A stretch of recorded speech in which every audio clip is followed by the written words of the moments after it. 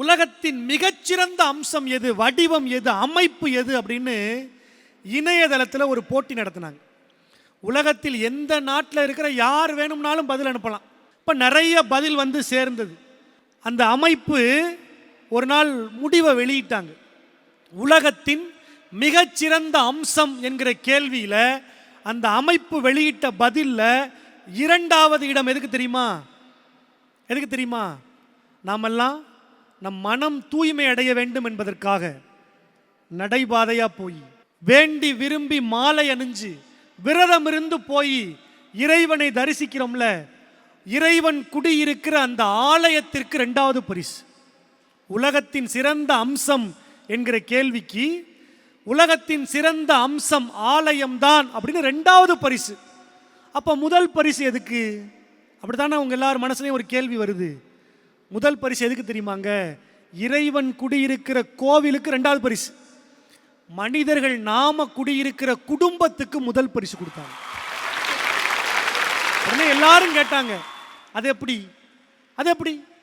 இறைவன் குடியிருக்கிற கோயிலுக்கு தானே முதல் பரிசு கொடுத்துருக்கணும், குடும்பத்துக்கு நீ 2வது பரிசுனாலும் கொடு, நீ தப்பா சொல்லிட்ட அப்படின்னு சொல்லும் போது அந்த போட்டியை நடத்தின அந்த அமைப்பு சொன்னிச்சான், அன்பு, கருணை, இரக்கம், விட்டு கொடுத்தல், அறம் சார்ந்த வாழ்க்கையை வாழுதல், இது அத்தனையையும் இந்த மக்களுக்கு சொல்லிக் கொடுப்பது கோவில்தான், மறுப்பதற்கில்லை. ஆனால் அன்பு, கருணை, இரக்கம், விட்டு கொடுத்தல், அறம் சார்ந்த வாழ்க்கையை வாழுதலை கோவில் சொல்லிக் கொடுக்கலாம். ஆனால் அதை நடைமுறைப்படுத்துகிற இடம் குடும்பமாகத்தான் இருக்கிறது என்கிற காரணத்தால் குடும்பத்திற்குத்தான் முதல் பரிசுன்னு சொன்னாங்க. அத்தனை சிறப்புமிக்க குடும்பங்கள் நம்முடைய தமிழ் குடும்பங்கள். அதனால தான் வெள்ளைக்கார அதிபரின் மனைவி இந்தியாவை சுற்றி பார்த்துட்டு அவங்க நாட்டுக்கு போனாங்க. பத்திரிக்கைக்காரங்க கேட்டாங்க, இந்தியாவிலேயே உங்களுக்கு எது ரொம்ப பிடிச்சது? கோபுரங்களும் குடும்பங்களும் ரொம்ப பிடிச்சது. 2 பதில் சொல்லக்கூடாதுமா, ஒரு பதில் தான் சொல்லணும்னா என்ன சொல்லுவீங்க? நம்ம நாட்டில் இந்த உயர்ந்த கட்டிடங்கள் இருக்கு, கோபுரங்கள் இருக்கு, குடும்பங்கள் இருக்கு. ஆனால் இந்தியாவில் குறிப்பாக தமிழ்நாட்டில்தான் குடும்பங்களே கோபுரங்களாக உயர்ந்திருக்குன்னு சொன்னாங்கன்னா அத்தனை பண்பாட்டு செழுமை மிக்க பகுதி நம்ம பகுதி. அடுத்தது என்ன தெரியுமா? நான் ஒரு சிலதெல்லாம் கேட்பேன், நீங்க எனக்கு பதில் சொல்லணும். தெரிஞ்சா சொல்லுவேன், ரைட்டா? அப்புறம் வேற லெவல்னா என்னது?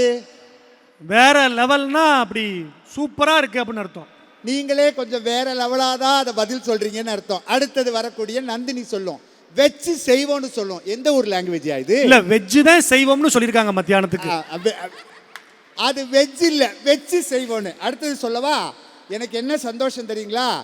எங்க வீட்டு பக்கத்தில் இருக்கக்கூடிய ஒரு பையன் எங்க அப்பாவுக்கு 80 வயசாவது, அவரையும் ப்ரோன்னு கூப்பிடுறான், என்னையும் ப்ரோன்னு கூப்பிடுறான். What bro? What bro? It's very wrong bro. இதெல்லாம் நாங்க சொல்ல வந்தா நந்தினி அங்கேருந்து வந்து நீங்களும் நந்தினி சேர்ந்து என்ன சொல்றீங்க? பூமர் அங்கிள்னு சொல்றீங்க. இது நியாயமா? அடுத்தது கேட்கவா? வைப் மேட்ச் ஆகல அப்படின்னா என்ன? வைப் மேட்ச் ஆகல, 10வது கூட பழைய பிள்ளை பாஸ் பண்ணல, இது போய் வைப் மேட்ச் ஆகலன்னு சொல்லிட்டு கிடக்குது. ரைட்டா? அடுத்தது என்ன தெரியுமா? சீன் போடாத ப்ரோ. நந்தினி ப்ரோ, சீன் போடாத ப்ரோ. ரைட்டா? சீன் போடாத ப்ரோ. என்ன ப்ரோ? எட்டயபுரத்தில் பிறந்தவரை பற்றி குறிப்பிடுதுங்க. மாணவ தெளிவாதான், எட்டயபுரத்தில் யார் யாரோ பிறந்திருப்பாங்க, நீ யாரை பத்தி கேட்கறான்னு கேள்வி சரியா? விவரமா தான் இருக்கு. அவன் எங்க ஜென்சி கிட்டே முடிய வெட்டிப்பான், ஜாலியா இருப்பான், ஃபர்ஸ்ட் ஃப்ளோர்ல செகண்ட் ஃப்ளோர்ல வண்டி ஓட்டுவான், வெளிநாட்டுக்கு கூட வேலைக்கு போவாங்க. ஆனால் திருமணம் முடிப்பது என்று சொன்னால் என் தமிழ்நாட்டுக்கு வந்து தமிழச்சைத்தான் கல்யாணம் செய்து கொண்டு இருக்கிறாங்கன்னா அதுதாங்க. இன்னைக்கு எல்லாம் நிறைய படிச்சுட்டாங்க. என்னுடைய பண்பாடு, பாரம்பரியம், இயற்கை உரம், இயற்கை விவசாயம்னு இன்றைக்கு சாயம் போகாத தொழில் அது விவசாயம் தானே. என் தேசத்து இளைஞன் இன்றைக்கு விவசாயமும் செய்ய வந்துட்டான்னா அதுதாங்க. விருந்தோம்பல் பண்பு தாங்க தமிழர்களுடைய அடையாளம். அறுசுவை உணவையும் விருந்தாக படைத்து விருந்தோம்பலை வளர்த்து உணவே மருந்துன்னு ஆரோக்கியமாக வாழ்ந்தது அன்றைய தலைமுறைங்க. இன்னைக்கு எப்படி தெரியுமா இருக்கு? தோசைக்கு 2 வகை சட்னி சாப்பிட்டு தானே பார்த்துருக்கீங்க. தோசையில் ஐஸ்கிரீம் வச்சு சாப்பிட்ருக்கீங்களா? இன்னைக்கு சாப்பிட்றாயா? புரோட்டால கொக்கோ கோலா ஊற்றி சாப்பிட்றாயா? செம்மையா இருக்குதுங்கிறான். பொங்கலுக்கு ரசம் ஊற்றி சாப்பிட்டு அட்டா அட்டா அட்டா அட்டா இந்த மாதிரி ருசி. என்ன பேசுறீங்க? மிட்நைட் பிரியாணி சாப்பிட்றான், பீட்சா சாப்பிட்றான், பர்கர் சாப்பிட்றான். அன்று கிடைத்ததை சாப்பிட்டு கொண்டு ஆரோக்கியமாக வாழ்ந்தார்கள். இன்று பிடித்ததையெல்லாம் சாப்பிட்டு கொண்டு ஆரோக்கியமற்ற வாழ்க்கையை இன்றைய தலைமுறை வாழ்கிறார்கள் என்றால் எப்படி ஜென்சி தலைமுறை பாரம்பரியத்தையும் பண்பாட்டையும் பேணி பாதுகாக்குங்க? தன் தங்கைக்கு பந்தக்கால் நட வேண்டும் என்பதற்காக வெளிநாடுகளில் சொந்த காலை இழந்து வேலை பார்த்து கொண்டிருக்கிற ஜென்ஜிக்கள் எத்தனை பேர் தெரியுமா சார்? இப்போ பொங்கல் லீவு சார், 3 நாள் லீவு. அவன் வெளிநாட்டில் ஏதோ ஒரு மூலையில் வேகாத வெயிலில் மழையில் வேலை பார்த்துக்கிட்டு இருக்கான். ஆனால் 3 லட்சம் 4 லட்சம் செலவு பண்ணி டிக்கெட் போட்டு இந்த 3 நாள் பொங்கல் விழா என் பண்பாட்டு விழாலான்னு டிக்கெட் போட்டு கிராமத்துக்கு வந்த எத்தனை இளைஞர்கள் இருக்காங்கன்னு உங்களுக்கு தெரியுமா? அது கெத்து சார். சிவகங்கை மாவட்டம் சிராவையில் உலக புகழ்பெற்ற ஜல்லிக்கட்டில் 2 லட்சத்துக்கும் மேற்பட்ட இளைஞர்கள் கலந்துக்கிட்டாங்கன்னு செய்தியை பார்க்க முடியுதுங்க. அது கிரிஞ்சா தான் எப்படிங்க அத்தனை இளைஞர்கள் போக முடியும்? வாடி வாசல்ல அப்படி திமிழ தூக்கி அப்படி அந்த காலை தூக்கி அந்த மாடி வெளியில வரும்போது எங்களுடைய இளஞ்சிங்கங்கள் அந்த காலையை அடக்கி அந்த தொடையில ஒரு தட்டு தட்டி நான் தமிழண்டான்னு சொல்லுவான் பாருங்க, அது கெத்து சார். அதை எப்படி நீங்க கிரிஞ்சுன்னு சொல்ல முடியும்?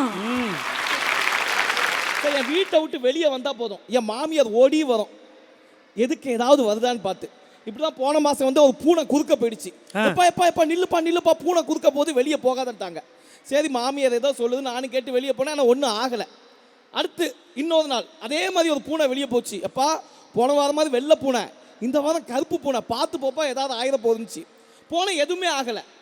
3வது வாரம் பூனை எதுவுமே வரல, என் மாமியார் மட்டும்தான் குறுக்க போச்சு. வீட்டு வாசல் வந்து படிக்கடிக்கு கீழே விழுந்துட்டேன் சார். இந்த பூனை குறுக்க போனால் சகுனம் சகுனம்னு சொல்லி ஒரு பாரம்பரியத்தை உருவாக்கி வச்சிருக்கீங்கல்ல, அதை என்னுடைய சென்கிச்சு நாங்கள் அதை கிரிஞ்சாதான் பார்க்குறோம். நல்ல கைத்தட்டல் கொடுக்கலாம். இல்லை, இது டிவியில் வரும், உங்கள் மாமியார் பார்ப்பாங்க. பார்க்கட்டும் தான் தைரியமாக பேசுகிறேன். அப்படியாவது அந்த மாமியாருக்கு தெரியட்டும்.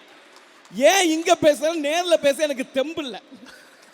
ஏன்னா பொண்ணை கட்டிக்கிட்டேன். இல்லை, நீங்கள் பேசி தான் பாருங்களேன். என் மாமியாருக்கு வேற சொந்த வீடு வேற இருக்கு, ஒத்தைக்கு ஒரே ஒரு பொண்ணு. அதனால இன்னொன்று டிவியை நான் அப்போ ஆஃப் பண்ணி வச்சுப்பேன். ஜென்சி கிட்ஸுக்கு சமத்துவம்னா என்னன்னு தெரியும் நடுவர்களே. கிழிஞ்ச ட்ரெஸ் பொதுவாக யார் போட்டிருப்பா? ஏழைகள் போட்டிருப்பாங்க. ஏழைக்கும் பணக்காரனுக்கும் வித்தியாசம் இருக்கக்கூடாதுங்கிறதுக்காக 10,000 ரூபாய் காசை கொடுத்து ஏழைகள் போடுறது கிழிஞ்ச ட்ரெஸ்ஸை போட்டு நாங்கள் சமத்துவத்தை பறைசாற்றுவோம். அருமையான விளக்கம். வளர்மதி மேம் சொல்றாங்க, பீஸா பர்கர் இதுதான் மக்கள் சாப்பிட்றாங்க, 3 மணி பிரியாணி சாப்பிட்றாங்க. எங்க நாங்கள் ஃபாரின் ஃபுட்டை தான் ட்ரை பண்ணுவோம், ஆனால் எங்கள் பாரம்பரிய உணவை தாங்க நாங்கள் ப்ரமோட் பண்ணுவோம். இல்லை நான் கேட்குறேன், 20 வருஷம் முன்னாடி திணை சாமை வரகு இதெல்லாம் யாராவது சாப்பிட்ருக்கீங்களா? 20, அதாவது இப்போ ஒரு 50 வயசுல இருக்க எல்லாருக்கும் சுகர் வந்தது காரணமே எல்லாரும் அந்த வெள்ளை சாதத்தை சாப்பிட்டது தான். ஆனால் இப்போ ஜென்சி கிட்ட என்ன தெரியுமா பண்ணுறோம்? திணை பொங்கல், சாமை அரிசி, ராகி பிஸ்கெட்டு, சுகர்லெஸ் ப்ரௌனி, கருப்பட்டி காப்பின்னு நாங்கள் எங்கள் பாரம்பரியத்தை வெளியே சொல்லிக்கிட்டு இருக்கோங்க. ஆரோக்கியத்தை மறுபடியும் எங்கள் பேரண்ட்ஸ்க்கே நாங்கள் தான் மீட்டு கொடுக்குறோம். எங்களை பார்த்து பேசுறீங்க. அற்புதமான இந்த குடியரசு தின நாளில் எல்லை போரில் போய் தங்கள் இன்னுயிரை கொடுத்த இராணுவ வீரர்கள், நீங்கள் நல்லா கவனிங்க. புல்வாமா தாக்குதல் நடந்தது. இராணுவ வீரர்களை பற்றி இந்த ஜென்சி பிள்ளைகள் இணையதளத்தில் பேசலையா? எங்க கடந்த ஆண்டு பகல்காமில் ஒரு பெரிய அட்டாக் நடந்தது. ஆப்ரேஷன் சிந்தூர்னு நாம் பதிலடி கொடுத்தோம். அதுக்கு இந்த இளைய தலைமுறை பிள்ளைகள் இணையதளத்தில் பேசலையா? நம் தமிழ் பண்பாடு கலாச்சாரம் மட்டுமல்ல, இந்திய இறையாண்மைக்கு ஒரு பிரச்சனை என்றாலும் கூட உடனே எழுந்து பேசுகிற ஆற்றல் ஜென்சி தலைமுறையினருக்கு தாங்க இருக்கு. ஒரு நாடு தீவிரவாதத்தை நம்பி முன்னேறிவிடலாம் என்று நினைக்கிறது. ஒரு நாடு வணிகத்தை நம்பி முன்னேறிவிடலாம் என்று நினைக்கிறது. ஒரு நாடு கப்பல் துறைமுகத்தை நம்பி முன்னேறிவிடலாம் என்று நினைக்கிறது. ஆனால் இந்தியா மட்டும்தான் எதிர்கால இளைஞர்களை நம்பி முன்னேறிவிடலாம் என்று நினைக்குதுன்னா, அந்த எதிர்கால இளைஞர்கள் ஒரு நாளும் வழிமாறி போக மாட்டார்கள். அவர்கள் நடக்கிற பாதை சரியான பாதையாக இருக்க வேண்டும் என்பதுதான் இவர்களின் ஆசை. அப்ப அந்த இளைஞர்களை நெறிப்படுத்த வேண்டிய, முறைப்படுத்த வேண்டிய, சரிப்படுத்த வேண்டிய பொறுப்பு நம்மிடத்தில் தான் இருக்கிறது என்று சொல்லி, இந்த ஜென்சி தலைமுறையினர் நம் தமிழுக்கும் நம் தமிழர் பெருமைக்கும் நம் பண்பாட்டுக்கும் ஒரு பிரச்சனை என்றால் அமைதியாக இருப்பதில்லை. நாங்கள் இருக்கிறோம் என்று மெதுவாகவாவது சத்தம் கொடுத்து கொண்டுதான் இருக்கிறார்கள் என்கிற காரணத்தால் இந்த அற்புதமான பிளாக் ஷிப் சித்திரம் தொலைக்காட்சியின் குடியரசு தின பட்டிமன்றத்தில் ஜென்சி தலைமுறையினர் பண்பாட்டையும் பாரம்பரியத்தையும் கிரிஞ்சாக பார்க்கிறார்களா, கெத்தாக பார்க்கிறார்களா என்கிற அற்புதமான இந்த கேள்வியில் ஜென்சி தலைமுறையினர் எங்கள் தமிழர் பண்பாட்டையும் பாரம்பரியத்தையும் கிரிஞ்சாக பார்க்கிறார்களா, கெத்தாக பார்க்கிறார்களா என்று எங்களுக்கு தெரியவில்லை. உயிராக பார்க்கிறார்கள், உயிருக்கு மேலாக மதிக்கிறார்கள். அதனால்தான் நம் பண்பாட்டு அடையாளமாக இருக்கிற ஜல்லிக்கட்டு இந்த ஆண்டும் வெற்றிகரமாக நடந்திருக்கிறது என்கிற காரணத்தால் அடுத்த தலைமுறை பிள்ளைகளை வாஞ்சையோடு வாழ்த்தி அரவணைக்க வேண்டிய பெரியவர்கள் இந்த பிள்ளைகளுக்கு வழிகாட்டுங்கள்.